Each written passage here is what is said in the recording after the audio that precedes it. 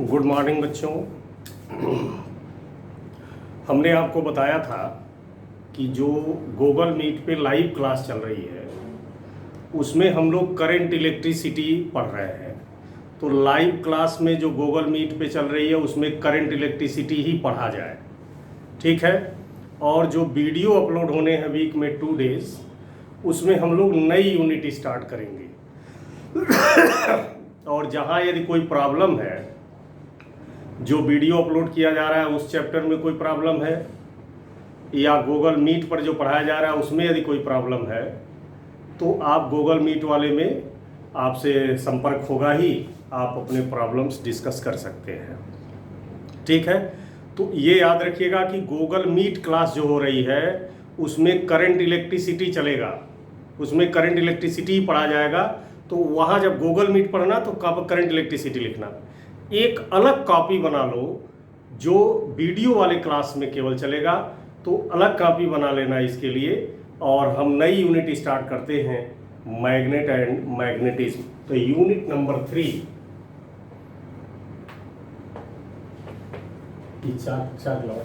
Unit 3 चकवा सब लिख गया। यूनिट नंबर 3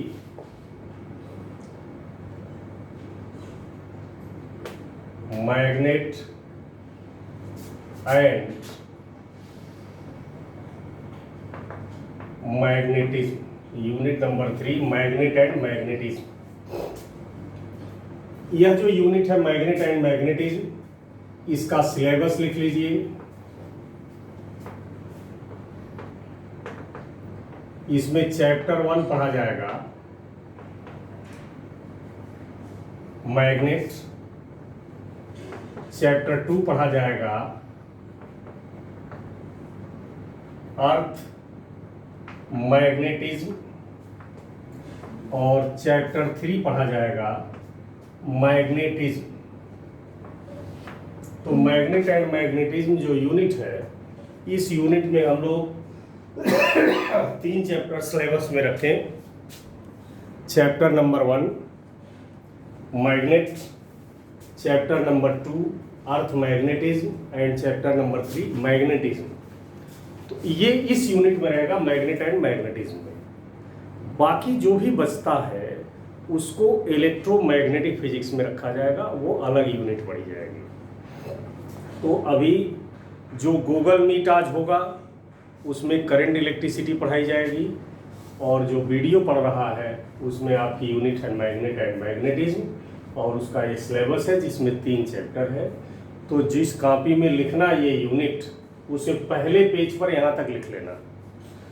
उसके बाद नए पेज से चैप्टर 1 हेडिंग डालिए मैग्नेट, नए पेज से चैप्टर 1 हेडिंग डालिए मैग्नेट।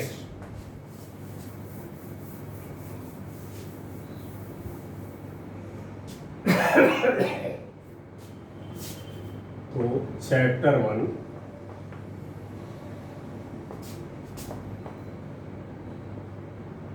मैग्नेट, इसमें सबसे पहली हेडिंग लिखिए history of magnet.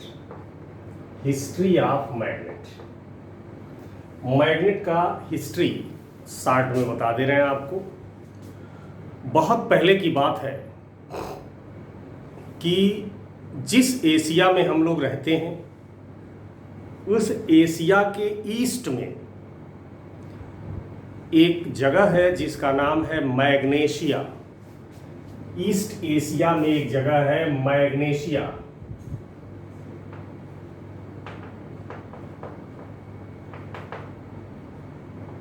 East Asia में एक जगह है मैग्नेशिया। तो मैग्नेशिया जो जगह है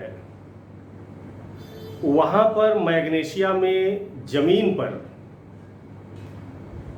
काले काले पत्थर पाए जाते हैं उनकी मिट्टी में।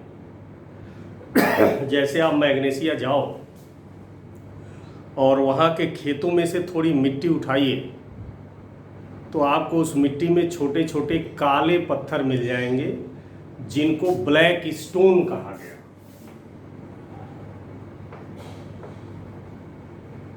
ब्लैक स्टोन कहा गया। तो ईस्ट एशिया के एक छोटे से पार्ट मैग्नीशिया में काले काले पत्थर आज भी पाए जाते हैं जिनको ब्लैक स्टोन कहा जाता है। तो ये जो काले पत्थर मैग्नीशिया में पाए जाते हैं तब भी बहुत पहले की बात है, खोज हुई जब, और आज भी पाए जाते हैं। इन ब्लैक स्टोन में दो गुण स्पेशल था। पहला, ये ब्लैक स्टोन्स आयरन के छोटे छोटे पीसेस को अपनी तरफ अट्रैक्ट करते थे, यानी इनके भीतर अट्रैक्शनल प्रॉपर्टी थी।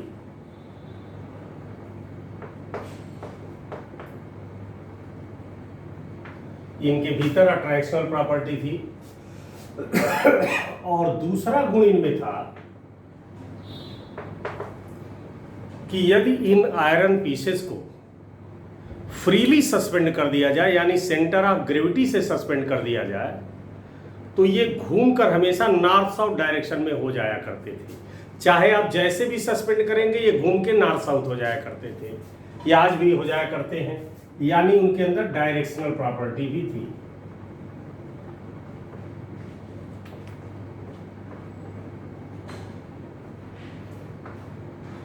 तो मैग्नीशिया में जो पत्थर पाए गए, उन पत्थरों में दो स्पेशल गुण देखे गए। एक अट्रैक्शनल प्रॉपर्टी, यानी वो आयरन के पीसेज को अपनी तरफ अट्रैक्ट करते थे, और दूसरी डायरेक्शनल प्रॉपर्टी, यानी कि उन पत्थरों को, उन स्टोन्स को यदि हम फ्रीली सस्पेंड कर दें, सेंटर ऑफ ग्रेविटी से सस्पेंड कर दें, तो वो घूमकर नॉर्थ साउथ डायरेक्शन में हो जाते हैं। ये दो गुण उन पत्थरों में पाया गया। चूंकि उस समय दुनिया में जितने भी एलिमेंट नोन थे, जितने भी तत्व जानकारी में थे, उन किसी में ये दोनों गुण मौजूद नहीं था। केवल मैग्नीशिया में पाए जाने वाले ब्लैक स्टोन में ये गुण मौजूद थे। तो इस स्पेशल गुण के कारण इन ब्लैक स्टोन की बात, ये ब्लैक स्टोन पूरी दुनिया में फेमस हो गए, पूरी दुनिया में इनकी चर्चा होने लगी कि भाई मैग्नीशिया में एक स्पेशल तरह के काले पत्थर पाए जा रहे हैं जिनमें दो जादुई गुण हैं।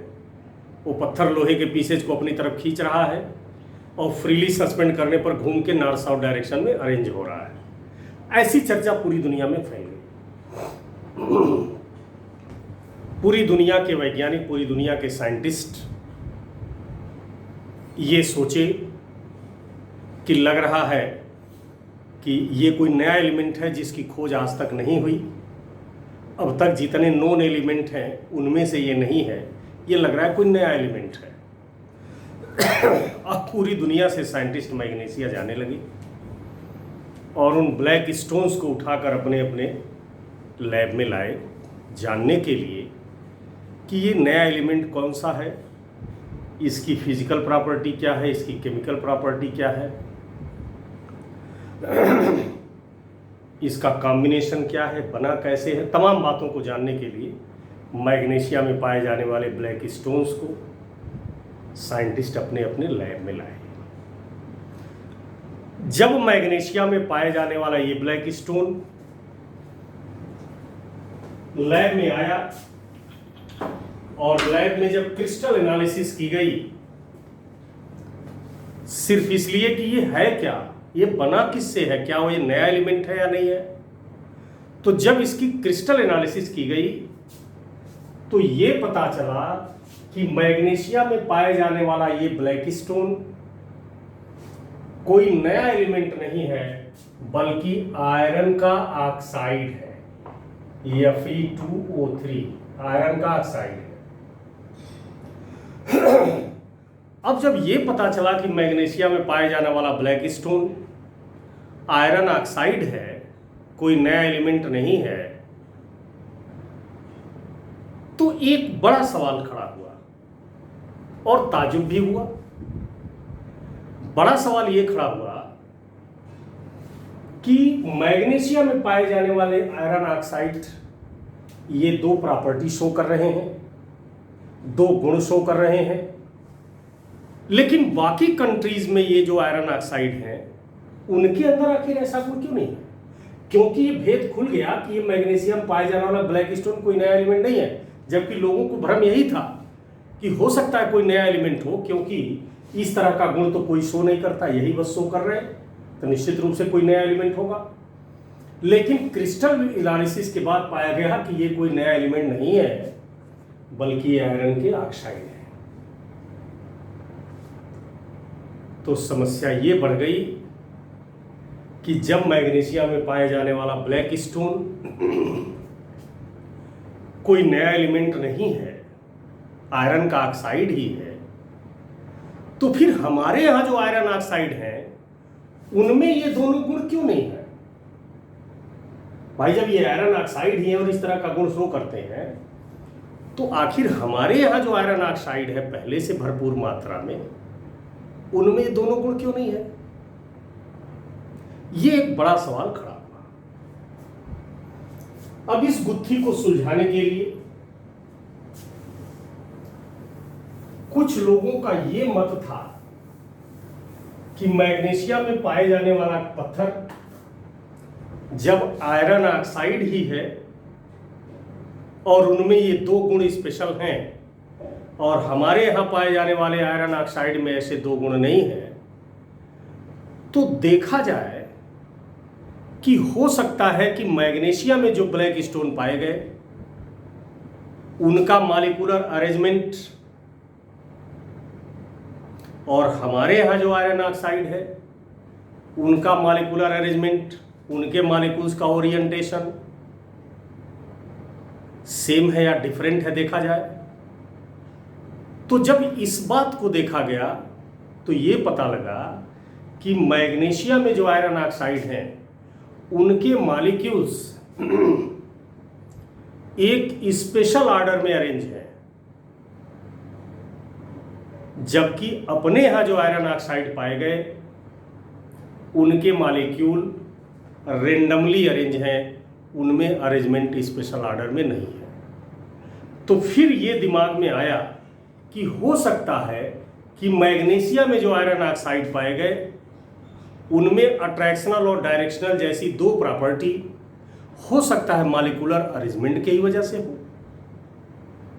तो यदि अपने यहां जो आयरन ऑक्साइड पाए गए इनके भी मॉलिक्यूल्स को हम उसी तरह अरेंज कर दें तो हो सकता है इनमें भी वो गुण आ जाए, और लैब में ऐसा किया गया और ज्यों ही अपने यहां पाए गए आयरन ऑक्साइड के मॉलिक्यूल्स को उन्हीं जैसा अरेंज किया गया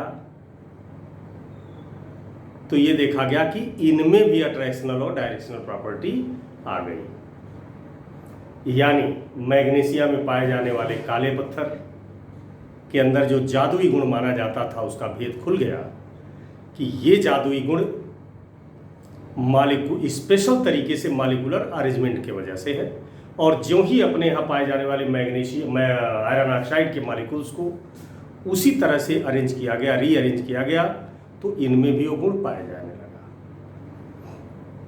फिर सोचा गया कि जब अट्रैक्शनल और डायरेक्शनल प्रॉपर्टी मॉलिक्यूलर अरेंजमेंट की वजह से है, मॉलिक्यूलर ओरिएंटेशन की वजह से है, तो फिर आयरन ऑक्साइड ही क्यों?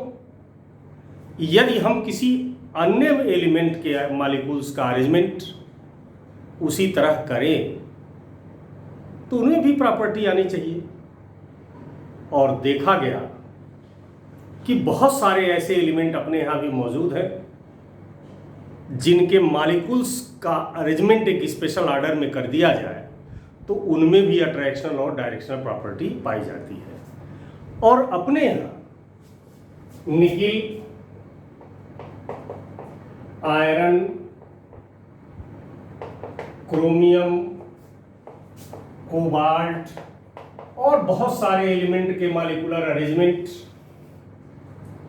एक स्पेशल ऑर्डर में किए गए और पता लगा कि ज्यों ही इनके मॉलिक्यूल्स का अरेंजमेंट एक स्पेशल ऑर्डर में हो रहा है इनमें भी अट्रैक्शन और डायरेक्शनल प्रॉपर्टी आ गई।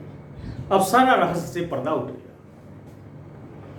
कि अट्रैक्शनल और डायरेक्शनल प्रॉपर्टी केवल एक मैग्नीशियम पाए जाने वाले पत्थरों में ही नहीं, बहुत सारे एलिमेंट बहुत सारे कंपाउंड में ये कैरेक्टर लाया जा सकता है, थोड़ा सा चेंज करके। ये रहस्य सुलझ गया। अब ये हुआ कि जब बहुत सारे एलिमेंट में अट्रैक्शन और डायरेक्शनल प्रॉपर्टी लाई जा सकती है, तो फिर इनका एक स्पेशल नाम रख दिया जाए।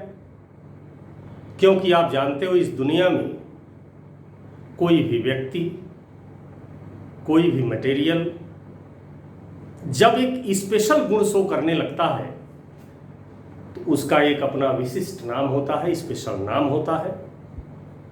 तो ये हुआ कि ऐसे मटेरियल्स जिनमें अट्रैक्शनल और डायरेक्शनल प्रॉपर्टी हो, उनका एक नॉमिनेशन कर दिया जाए, उनका एक नामकरण कर दिया जाए। तो सर्वसम्मत से ये प्रस्ताव पास हुआ कि भाई ये पूरी इतिहास, पूरी घटनाक्रम चूंकि मैग्नेशिया से शुरू हुआ है, इसलिए मैग्नेशिया से ही मिलते जुलते नाम रख दिए जाए। तो सर्वसम्मत से ऐसा विचार किया गया, ऐसा निष्कर्ष निकाला गया कि वे मटेरियल्स, वे एलिमेंट्स, वे सब्सटेंस जिनमें अट्रैक्शनल और डायरेक्शनल प्रॉपर्टी हो, उन्हें मैग्नेशिया के ही नाम पर मैग्नेट कहा गया। और इस तरह साइंस में एक नए वर्ड का अभ्युदय हुआ, एक नया शब्द सुना गया, पाया गया, मैग्नेट। ठीक है, और यहां से शुरू होती है मैग्नेट की कहानी। तो यदि आपसे पूछा जाए कि मैग्नेट क्या है, तो आप सीधा सीधा बता दें। जैसे आपसे पूछा जाए कि मैग्नेट क्या है, तो मैग्नेट का डेफिनेशन बता दीजिए। Those substances which have attractional and directional property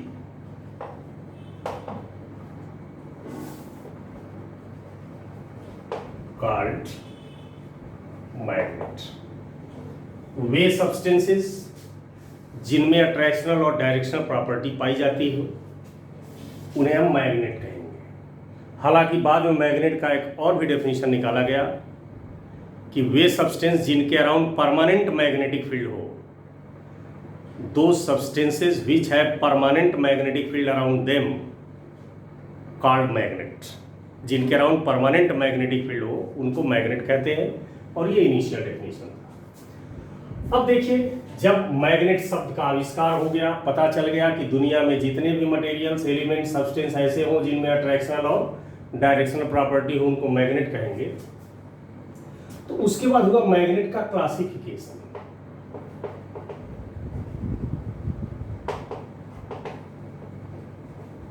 classification of magnet. Magnet को दो पार्ट में डिवाइड कर दिया गया। Magnets are classified into following two parts। Magnet को दो पार्ट में क्लासिफाई किया गया। एक आर्टिफिशियल मैग्नेट और एक नेचुरल मैग्नेट। आर्टिफिशियल मैग्नेट और नेचुरल मैग्नेट। तो मैग्नेट को दो पार्ट में डिवाइड किया गया, एक आर्टिफिशियल और एक नेचुरल। वे मैग्नेट जो नेचर में पाए गए उन्हें नेचुरल मैग्नेट कहा गया, और वे मैग्नेट जो आर्टिफिशियली लैब में बनाए गए उनको आर्टिफिशियल मैग्नेट कहा गया। वे मैग्नेट जो लैबोरेटरी में आर्टिफिशियली बनाए गए उनको आर्टिफिशियल मैग्नेट, और वो मैग्नेट जो नेचर में पाए गए उन्हें नेचुरल मैग्नेट। नेचुरल मैग्नेट का एग्जाम्पल ब्लैक स्टोन्स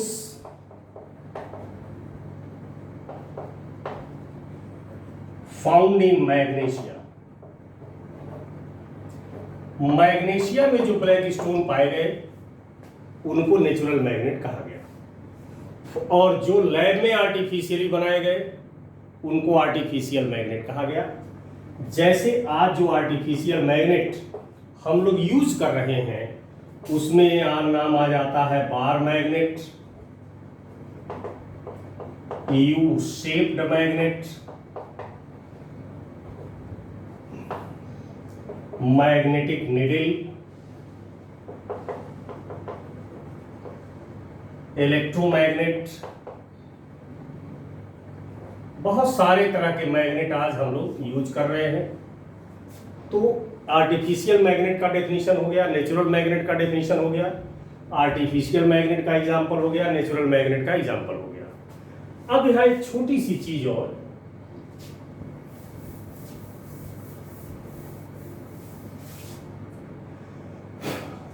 कंपैरिजन या difference between natural and artificial magnet. Difference between natural and artificial magnet. तो आर्टिफिशियल और नेचुरल मैग्नेट में कुछ अंतर है। जैसे पहला, नेचुरल मैग्नेट नेचर में फ्री स्टेट में पाए गए, आर्टिफिशियल मैग्नेट लैब में आर्टिफिशियली बनाए गए। एक अंतर तो ये हो गया। नेचुरल मैग्नेट का शेप रैंडम था, और नेचुरल मैग्नेट का शेप रैंडम था, और आर्टिफिशियल मैग्नेट का शेप रेगुलर था, हमारे अकॉर्डिंग था। नेचुरल मैग्नेट में अट्रैक्शनल और डायरेक्शनल प्रॉपर्टी काफ़ी वीक होती है, जबकि आर्टिफिशियल मैग्नेट में अट्रैक्शनल और डायरेक्शनल प्रॉपर्टी काफ़ी स्ट्रांग होती है। तो इस तरह से शॉर्टकट संक्षेप में मैग्नेट और मैग्नेटिज्म का एक छोटा सा इतिहास आपको हमने बताया। अब इसके बाद मैग्नेट पढ़ने के लिए मैग्नेट से रिलेटेड तमाम छोटे छोटे टर्म्स हैं, शब्दावलियां हैं। जब इन टर्म्स और शब्दावलियों को आप समझ जाएंगे तब मैग्नेट के विषय में पढ़ना काफ़ी सरल होगा, आसान होगा और इंटरेस्टिंग होगा। तो अगली हेडिंग आ लीजिए, some terms related to magnet. Magnet से रिलेटेड कुछ टर्म, उसमें एक एक पॉइंट करके लिखते जाइएगा। जैसे पहला, पोल स्ट्रेंथ। हेडिंग डाल दें और हेडिंग डाल के छोड़ दीजिए, बाकी हम नेक्स्ट पार्ट में इसकी चर्चा करेंगे। आज के लिए इतना ही, थैंक यू।